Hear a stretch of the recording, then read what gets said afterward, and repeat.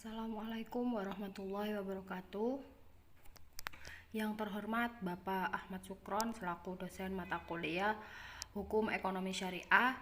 Di sini saya Alma Ida Putri, nomor NPM 2174201001530, izin mengumpulkan tugas guna untuk melengkapi tugas terstruktur 2 Hukum Ekonomi Syariah. Di sini saya akan menjelaskan tentang fikih muamalah dan peraturan perundang-undangan di Indonesia. Yuk, simak. Fikih muamalah dalam peraturan perundang-undangan. Fikih muamalah akan senantiasa berusaha mewujudkan kemaslahatan, mereduksi permusuhan dan perselisihan di antara umat manusia. Salah satu bentuk dari muamalah tersebut adalah sistem bagi hasil, prinsip ekonomi Islam yang telah diterapkan sejak zaman Nabi Muhammad SAW dan terus merambat ke masa dinasti setelahnya. Fikih sendiri mempunyai artian ilmu yang mempelajari hukum-hukum syariah yang terkait dengan hubungan antar manusia dari dalilnya yang terperinci. Dan muamalah sendiri mempunyai arti tukar-menukar barang atau sesuatu yang memberi manfaat dengan cara ditentukan. Muamalah sendiri berasal dari kata amala yu'amilu yang artinya bertindak atau saling berbuat dan saling mengamalkan. Model transaksi seperti menghimpun dana umat, pinjam menimbang uang dan barang, penyaluran dana kepada masyarakat ditangani oleh lembaga keuangan negara atau biasa disebut dengan baitul mal. Sebagai contoh, beberapa istilah perbankan yang berasal dari Islam seperti kredit dan cek. Istilah bank syariah sendiri adalah khas Indonesia yang tidak dijumpai di negara lain. Di negara lain, lembaga ini disebut dengan bank Islami atau Islamic Bank. Hal ini terkait dengan transaksi menegakkan syariat yang tertuang dalam Piagam Jakarta. Dilihat dari dimensi peraturan perundang-undangan, penanaman bank syariah adalah wujud dari sikap atas taat asas, yaitu bahwa secara teknis yuridis undang-undang menyebut bank dan operasinya berdasarkan prinsip syariah, yaitu melandaskan semua aspek kehidupan di atas pilar Al-Quran dan Al-Hadis. Syariat Islam adalah hukum yang lengkap dan sempurna yang tidak hanya mengatur hubungan manusia dengan Tuhannya dalam bentuk ibadah, tapi juga mengatur hubungan manusia dengan manusia yang disebut muamalat.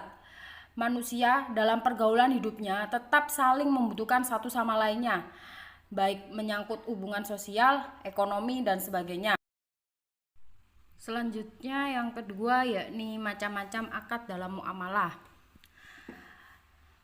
Macam-macam akad sendiri terbagi menjadi 9. Yang pertama yakni akad wadiah, adalah akad penitipan barang atau uang antara pihak yang mempunyai barang atau uang, yakni nasabah, dan pihak yang diberi kepercayaan atau dapat diartikan sebagai bank.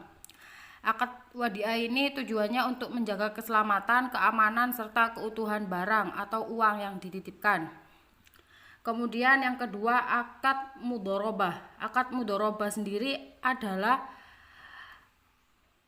satu, memiliki fungsi kerjasama usaha antara pihak bank atau pihak pertama sebagai yang menyediakan seluruh modal dan pihak kedua sebagai pengelola dana dengan kesepakatan yang dituangkan di dalam akad.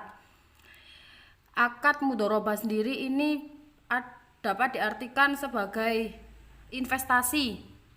Kemudian yang ketiga yakni akad musyarakah. Akad musyarakah ini yakni transaksi berdasarkan atas kerjasama usaha di mana masing-masing pihak menyetorkan dana sesuai dengan porsinya masing-masing. Nah, yang kemudian keuntungan dan risiko juga akan ditanggung bersama sesuai kesepakatan. Yang keempat yakni akad murabahah.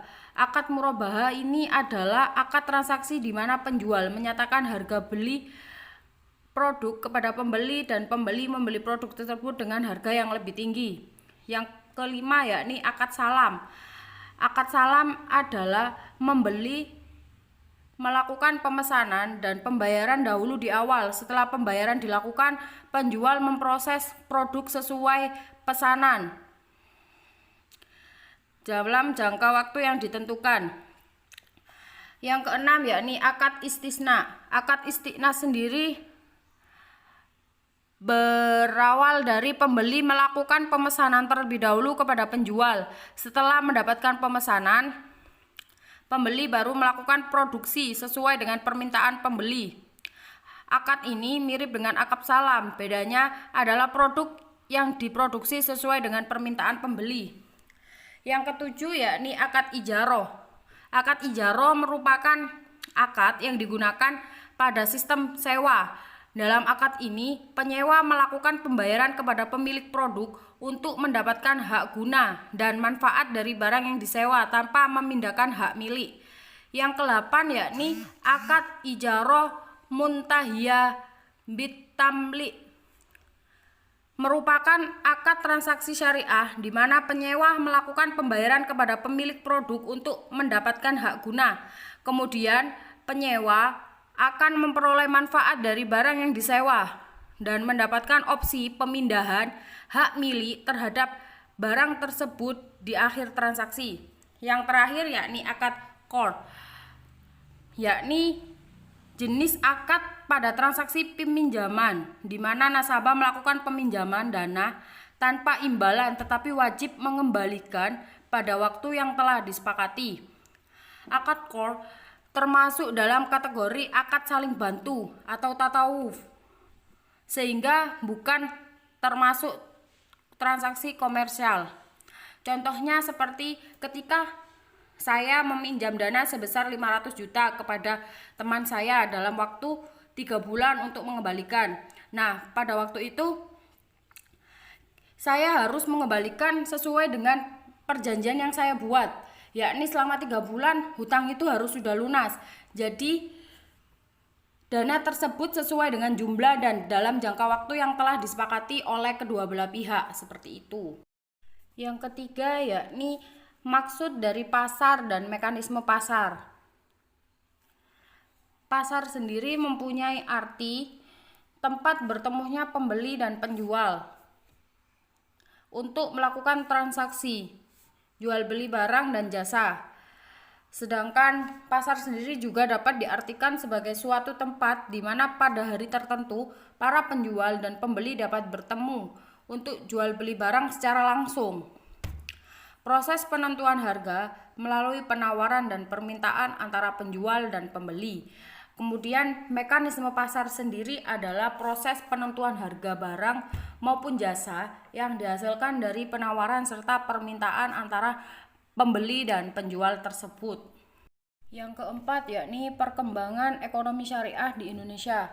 Perkembangan ekonomi syariah di Indonesia tahun 2021 ini mengalami perkembangan yang sangat pesat. Hal ini karena adanya dorongan pemerintah Indonesia yang melihat potensi mayoritas warganya yang sebagian besar merupakan warga muslim.